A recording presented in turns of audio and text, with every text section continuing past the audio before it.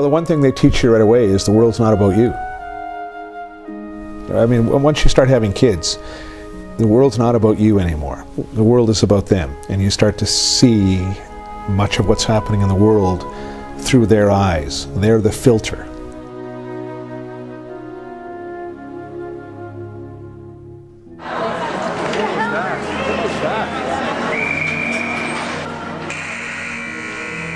And you think a lot more about what kind of world are you leaving your kids.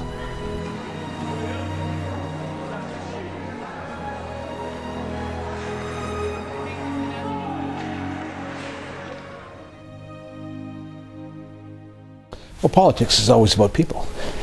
I mean, what you want at the end of the process is you want people to vote. You want people to support your ideas. You want people to support your vision of how the world should unfold and what it should look like. I've always had a life outside of politics. The second I step out on the ice, it doesn't matter what kind of frustrating day it's been, it doesn't matter how tired I am, I forget all about it. I become totally engrossed in the game.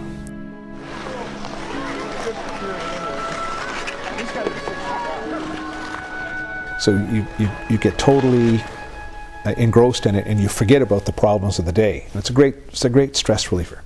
I also I enjoy simple things, like I enjoy going to the park with Sarah and Jonathan and kicking the soccer ball, or take the football and we'll go to the park and I'll throw the passes and they'll run and get them, or then one of them will throw the passes and I'll have to run and get them. Or I enjoy going to the park and Jonathan likes baseball, and he's got some skills, so I'll pitch to him and he'll hit.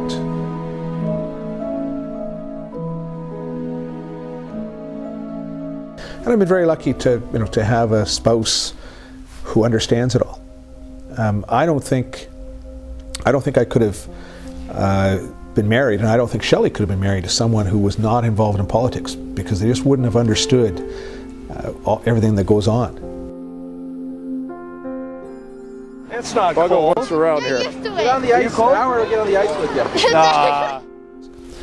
In the 1999 election, the media wanted to pronounce the NDP dead. So almost every day of that election campaign, whether you're doing an open line radio show or you were doing a scrum after having done a speech or something, the first question the media would ask is, "Are you dead yet?" And the second, and if you didn't answer that the way they wanted you to answer it, the next question would be, "Why aren't you dead? And why isn't the NDP dead?" That was tough. What you have to recognize is that throughout the 60s, the 70s, the 80s, even through that period, the NDP was always building. We were winning seats that we hadn't won before. We were making breakthroughs in different communities. So we were building. 1990 to 95, unfortunately, we lost a lot of that. We all need to recognize that we're continuing to rebuild our credibility around that. Well, I believe that Ontario needs New Democrats now more than ever. Ontario's school system is not getting better. Ontario's school system in many ways has more cracks and holes than ever. We need New Democrats, first of all, to shed public light on that, but secondly, to point out to people that we can and need to do better than this.